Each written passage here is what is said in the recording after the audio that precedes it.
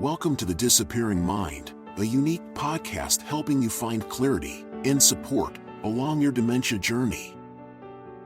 Now, join National Dementia Trainer and Coach, Dawn Platt, for an all-new episode. Welcome back to the Disappearing Mind podcast. I am your host, Dawn Platt, dementia advocate, coach, and memory care leader.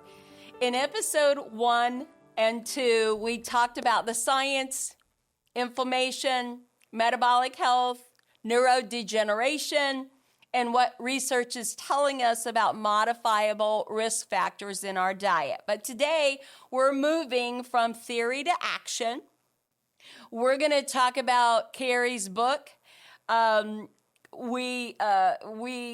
Because there's truth in it and it's practical, and I really want to highlight, we're going to really give you some information about some of the changes that you can make and how you can understand inflammation, how you can understand insulin resistance, how you can understand research studies, but just really having a book of reference, one that you can tear the pages out and put on your refrigerator or copy. Carrie Bloemers is a registered dietitian. She's been with me on 2 other segments. Carrie, I apologize. I've butchered your name probably every time, but you are the author of The Mind Diet for Healthy Aging and the Daily Tracker, which is a very, very practical, user-friendly, easy read book that you have created. Today, we're going to dive into the specific food groups outlined in her book, the practicality of choosing them. Carrie is very lenient for those of us who are not always compliant. I will tell you that. How that tracker works, how to use it, who it's for, and how to start even if you're imperfect. Carrie, welcome back to the podcast. It's a pleasure to be here and keep the conversation going. Absolutely. So, Carrie, tell us about your practice. You're a registered dietitian, where you work, what area of the country you live in. Absolutely. So I'm the system director of wellness at Lee Health. I'm a registered dietitian, and my current role is really focused more on population level, right? So it's educating and prevention in our older adult population in Southwest Florida. We have a healthy life center that even has a teaching kitchen where we do some of our nutrition education hands-on and teaching culinary skills as well. It also involves workforce. So folks that are still involved at the bedside in healthcare, all ages, all different positions. So general wellness and lifestyle factors, improving those. And of course, with wellness, how that really gets intertwined into patient care and diagnoses for folks, whether it's chronic diseases where we know lifestyle has a big impact, the caregiver side for patients, and other places like cancer prevention and improving surgical outcomes as well. So this topic specifically is my passion as a registered dietitian. My first love has always been all things nutritional science, and I just enjoy this conversation about brain health and how we empower the listeners with simple, easy ways to incorporate some of these enhancements into their lifestyle. So your book highlights 10 food categories with the Mind Diet framework in mind. But before we get into the practicality, I want to say that my colleagues read the book before I did, and they said it was an easy read. So when I picked it up, I found it a very easy read. But what I'm most excited about and what I want to share with our listening audience is that not only research is moving towards diet and physical exercise, but preventative means for decreasing of Alzheimer's disease and related dementias, neurocognitive diseases in general. And more every day, we are hearing more research that's preventative in nature. Even the Alzheimer's Association is really moving towards brain health, and your book is in line with that. It is practical. I think it's something that anyone could pick up and use, no matter if they're, 18 years old or 80 years old, there's a place to start. And I really felt like today I wanted to get into not only the food groups, but for myself who likes to cook, maybe some practical recipes and putting Yay. these things together, and how we don't have to have 50 recipes. We could have something that we repeated. But your book highlights 10 different categories. Let's walk through them a little bit to get some clearer understanding. Can you briefly outline those core food groups in the Yeah. tracker and what it emphasizes? Sure. So there's the green leafy vegetables. So we're looking for a serving, at least a cup of those every single day. And to throw in some easy ways, a lot of folks do enjoy salads. So that's a great place to start. I also wilt greens around dinners a lot. So having small children, we do have spaghetti and putting it in those type of dishes and meals too. So you have your green leafy vegetables. The next one would be all other vegetables, right? We know we need to increase the vegetables in the standard American diet. So we want a serving of other vegetables throughout the day as well. The fruit that's called out as the third category would be berries. So berries, being a powerful antioxidant, are recommended on a daily basis. We have our nuts. That would be a great opportunity for a snack with some protein and fiber. The fifth group would be extra virgin olive oil. So as a protective factor, extra virgin olive oil really kind of disrupts that whole very low fat trend of the 90s. Like, fats are good. We have essential fatty acids. We need omegas. They're important for our brain. So olive oil being one of those powerful oils. Then in the next row, we have our whole grain. So increasing that fiber is really that emphasis of whole grains. So we're not just eating empty carbohydrates like crackers or snack foods or just plain old breads. The next one would be fish. So having some of that healthy fatty fish with those high omegas again would be protective. You have beans as a plant-based protein, a high fiber-based food. Next is our poultry, like a lean protein, and knowing we need to keep good sources of protein as we age for our balance, our brain health, our coordination as well. The last group, which is now a little controversial, but part of the original research would be that red wine. And we're really seeing newer things within the past 12 months that show any alcohol is a neurotoxin. So really, my approach there in the book would be, if you're going to have alcohol, red wine has some of the plant benefits that come from it being made of grapes. But we really want to work on moderation of our alcohol servings throughout the week. Okay, so let's break it down into some of those categories, and then I want to talk Yeah. about, I know, recipes. I was Yeah, putting a salad together as you were going through that, and I think that that's a good way to start getting all those groups you just mentioned. But why absolutely. leafy greens daily? What are the benefits of Yeah. that? Yeah, leafy greens, they really have some factors that are necessary for normal everyday detox. So they are components that our they are components that our liver needs. The liver has two cycles or phases of detox. There's phase one and phase two. And if we're missing any of those cofactors along that wheel, like if you think of kind of like a paddle wheel, then it gets clogged and backed up. So I don't say that in a way that's meant to be sensational for detox or go, do a detox or get detox teas or any of that. But there are cofactors and processes that are reliant on these nutrients found in greens. And we know when it comes to the neurotoxins and environmental factors, our liver, that's its role, is everyday detox. And if we're not doing that efficiently, some of those things and those factors can build up in the body. Okay, what makes berries unique compared to other fruits? Yeah. Oh, berries have a super high antioxidant level. We talked about them in the previous episode, really. They're that like superhero that goes and tracks down those floating free radicals. Free radicals are the bad guys in masks, and those antioxidants need to go eat them up. They, overtake them, neutralize them, and help decrease that inflammation level in our body. So those deep pigment berries, such a simple way to get a lot of those antioxidants on a regular basis. Okay. And how often and what kind of fish should someone aim for? Yeah, so you want to aim for those fattier fish, salmon, mackerel, tuna. You want ones that are higher in that omega-3.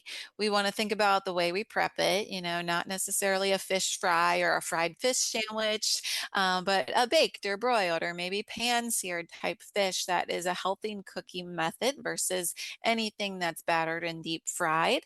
Um, Fish a couple times a week is the general recommendation. It is a healthy source of protein as well and brings along those healthy brain fats that are protective as well. So, for maybe a senior that's on a limited budget, are there types of Mhm. fish that are that they could purchase that would meet the need, but maybe not be as Yeah. expensive as fresh salmon?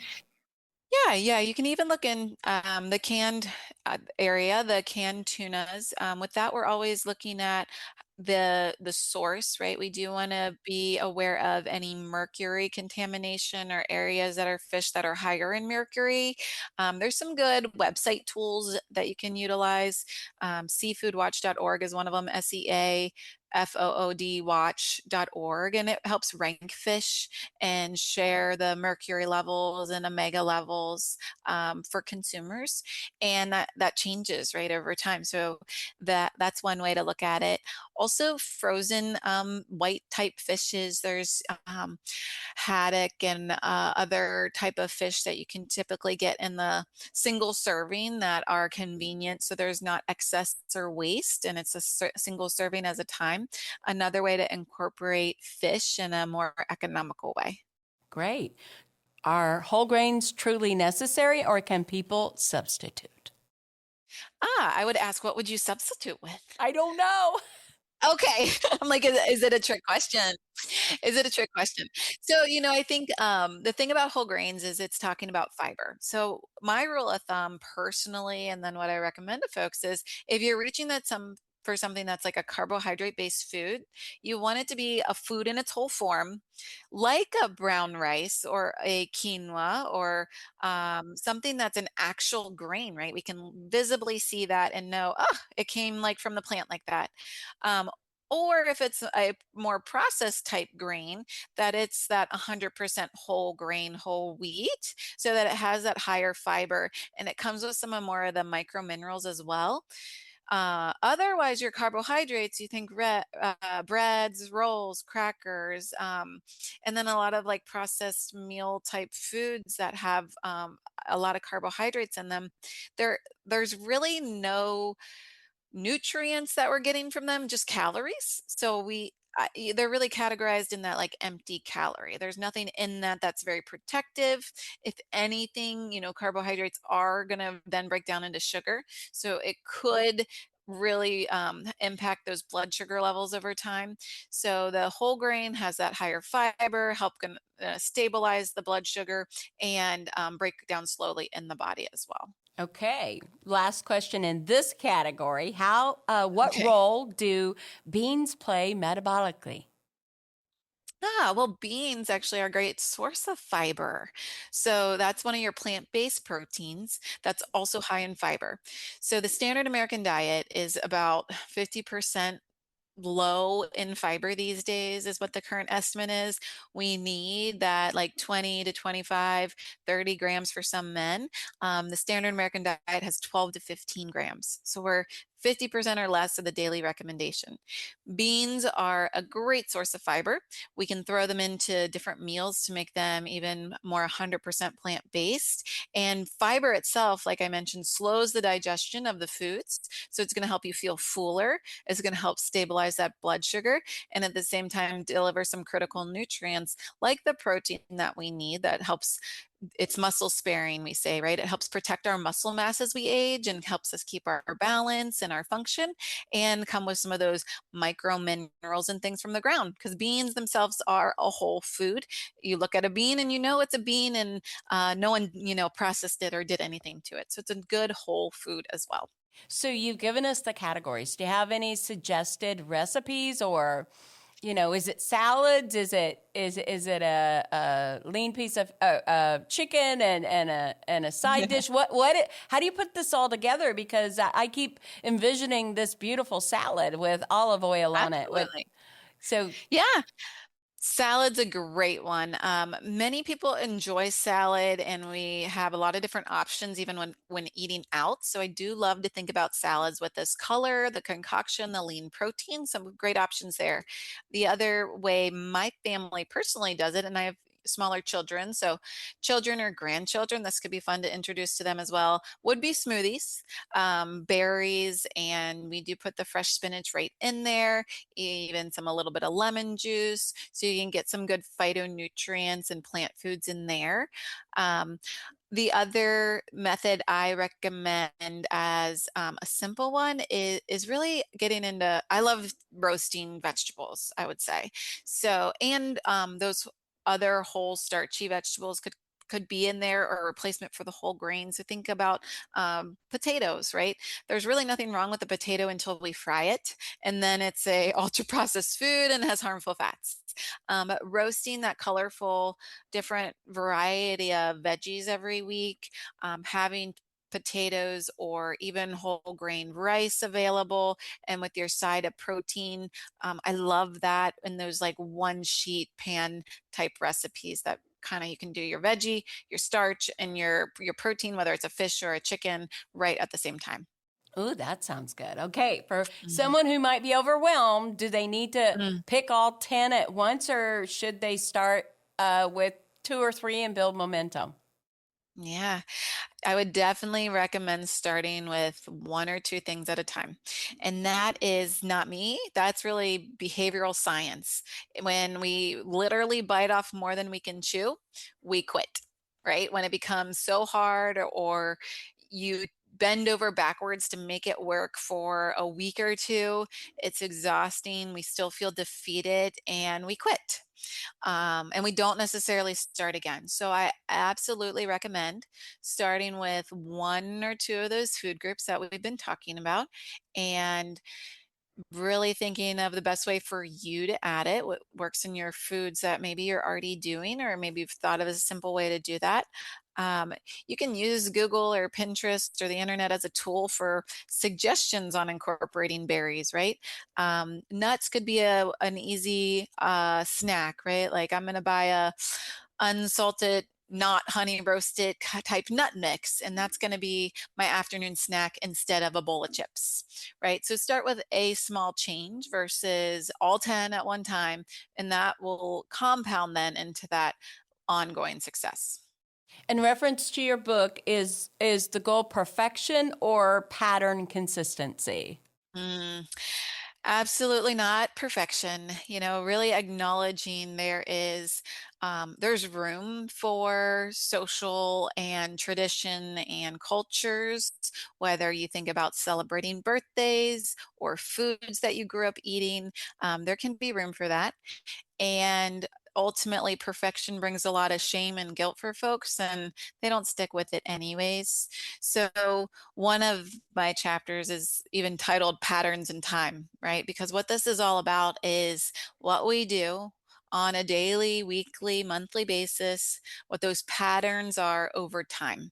And when we can take a foundational meal or habit or behavior and get it in there with these protective food factors, we're going to compound that success over time, those protective benefits. So, for those listening, we're talking about the Mind Diet for healthy aging and a daily tracker. So, let's get into the tracker. Let's talk about the Yeah. tracker itself. You didn't just write a guide, but you created a tool tracker, and there's Yeah. lots of pages of the tool tracker, right? Which I found interesting and I liked it a lot. So, why did you do that? Yeah, I really wanted this to be a book in a workbook sense that people marked up and really engaged with. And like you said, you might find in here a list that you want to rip off and put on your fridge, and that would make me happy as the author. I hope you do.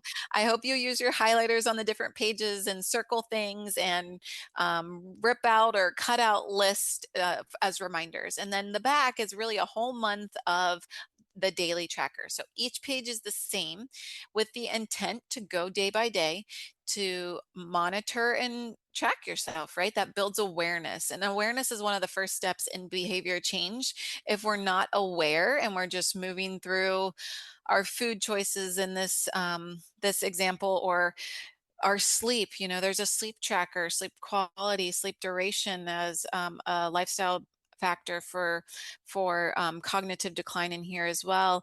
If we're not even monitoring, we don't know, right? And what's our norm? What's our pattern? So the ability to bring some attention to it and then see opportunities that we can add. And that also helps us build small daily wins, right? If you're not having berries at all and then they're in there once or twice a week, then 3 to 4 times a week, we can see that build and that compound habit change over time. So trackers are an accountability tool, yes. They're also made for the user to help change. And in this case, my goal is really sustaining behaviors for you all. Mm-hmm. Well, for the tracker myself, we've been talking about prevention. We've been talking about really things you could do after a diagnosis or even preventative. Right. So for me, the tracker would be, measuring myself. I think that we're able to make 2 or 3 changes right off the bat. And you mentioned something that I want to re-mention, and I'm sorry, I don't remember if it's this episode or the last one, but you talked about the changes in our taste buds and all of that, and we assume that we crave sweets and all of that. But if we make these changes, we will find that we don't necessarily totally have the palate for it. Talk about that again. Yeah. As we change the foods we're eating and eat more whole foods and less processed, less high salt, less high sodium, your taste buds turn over, right? There's a lot of wear and tear in the mouth from the chewing and the mechanical part of digestion, that there's basically a new set of your taste buds in your mouth every 2 weeks. And then therefore that sweet point, the salt point, readjusts for folks. The other piece of that story, the research is showing to really add on to, is about the microbiome. And we haven't talked about that yet, but really the sugar feeds a more harmful type bacteria in our gut. And when we stop feeding it that, they do start to die off, and helps the good, healthy gut bacteria flourish.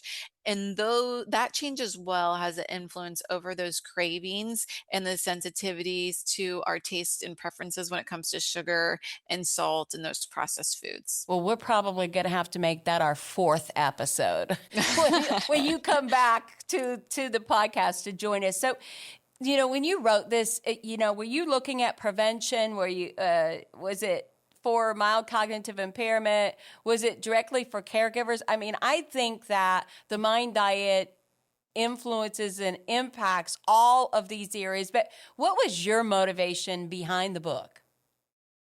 I agree with you. It was really it's research that I've been aware of since it was published in 2015. And just as I keep experiencing in life, right? And I know we mentioned my father's diagnosis of Parkinson's in his early 60s, and meeting people in all walks of life in any age bracket, and really still thinking and knowing, hey, these dietary patterns, this protocol is impactful for any of these groups. And whether it's already to the point of diagnosis and we're looking at quality of life and preventing progression, whether it's the caregiver and looking at ways to take care of self and patient without overcomplicating it for special diets for one and not the other, or it's people with young families, right? And it's what we feed our children and what we put in our bodies every day to prevent development of chronic diseases, from aging, from dementias, and we do know more, right? I've mentioned, like, nutrition is a young science. So the founding Mind Body paper really the founding Mind Diet paper that was published in 2015, there's only been more literature since that has added to this conversation around really nutrition as a preventative tool in this category. So the other thing that I really liked about your book, and thank you for doing it, is you recognize that we're imperfect. Hmm. When we start imperfectly, like I think many of us do, I want to look at how the book, how the mind diet can normalize something. So people Yeah. tend to start strong, right? Then life happens, and especially in the caregiving setting when you're talking about being a dementia caregiver, it's a 36-hour day. It's up Yeah. and down. So let's talk reality here. What if someone starts and then messes up? Does research tell us that, is this about small changes? Is it about consistency over time? What are we Yeah. talking about here? Yeah. It's really about that cognitive flexibility, and it's the ability of our minds to take this goal and behavior change with a flexible approach, right? That doesn't demand perfection. Um, when I worked in nutrition counseling one-on-one with folks, the patients that I were most concerned about were the ones that came back at that second appointment and were on paper, by trackers, by discussion perfect, right? That they had it all figured out and they were doing everything correctly. They did everything at once. That was the biggest warning sign that a, they'd be here for a little bit and then never come back. And usually right before that, they'd have a visit where like, oh, I fell off and I'll get back together with it, all of that.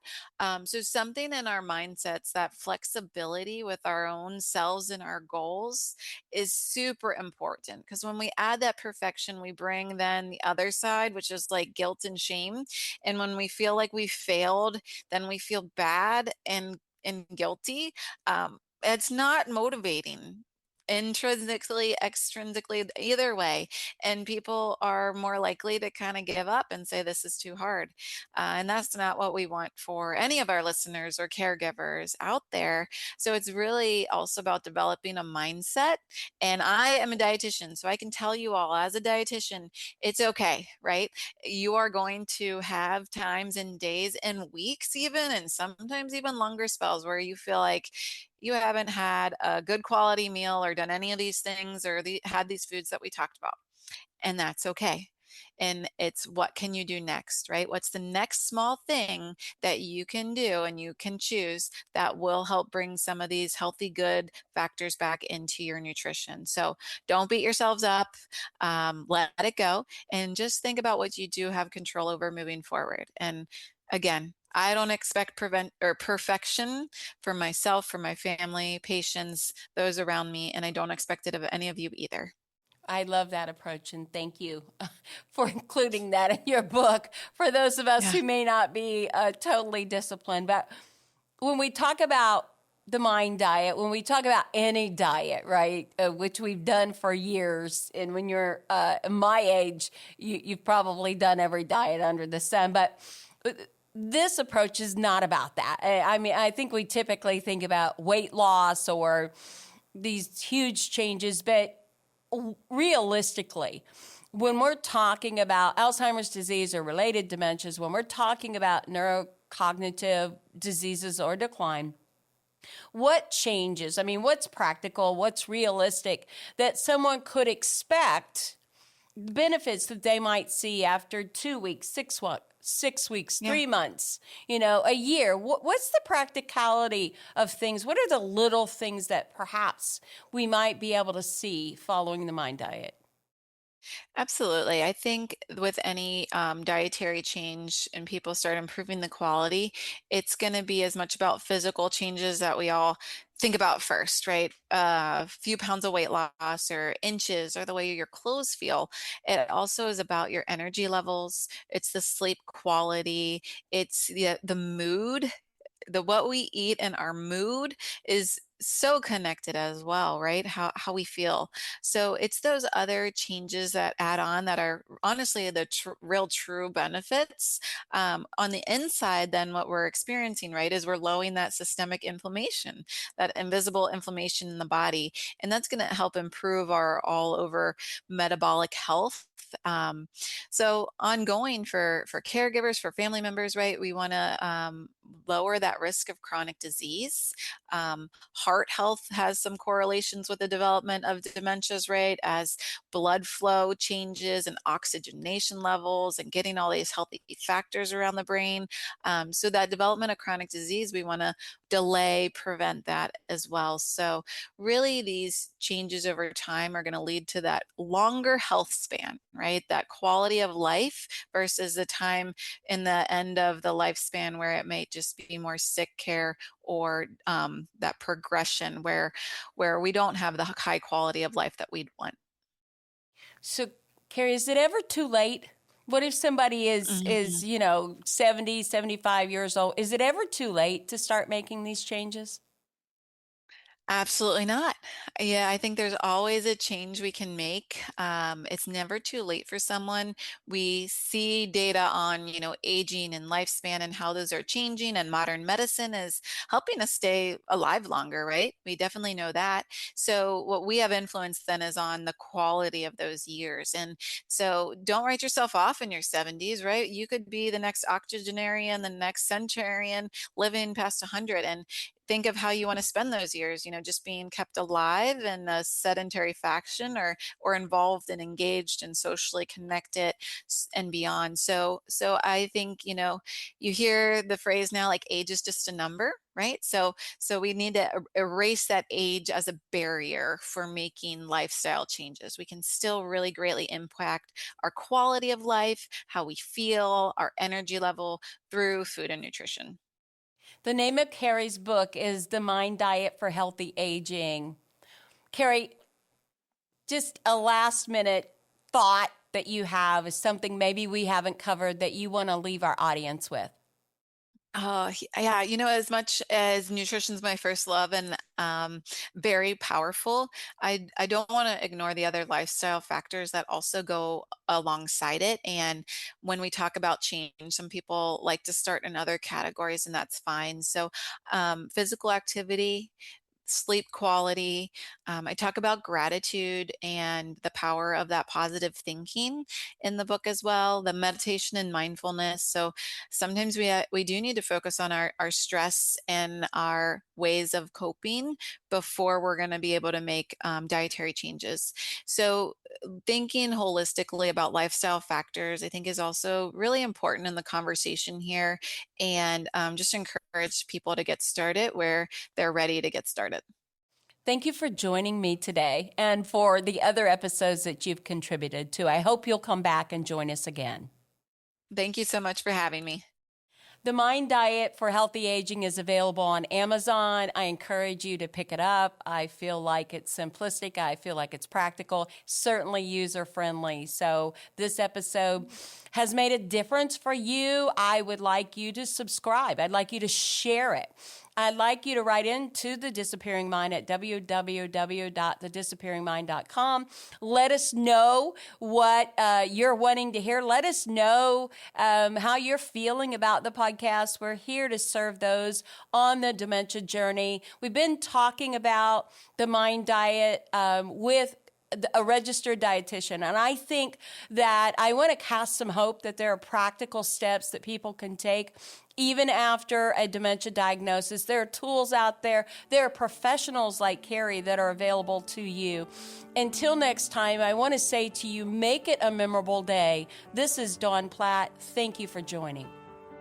Thank you for joining us for the Disappearing Mind podcast. We hope it's helped you find clarity and support along your journey. Be sure to subscribe to never miss an episode, visit our website to suggest future topics, and share the podcast with friends and family.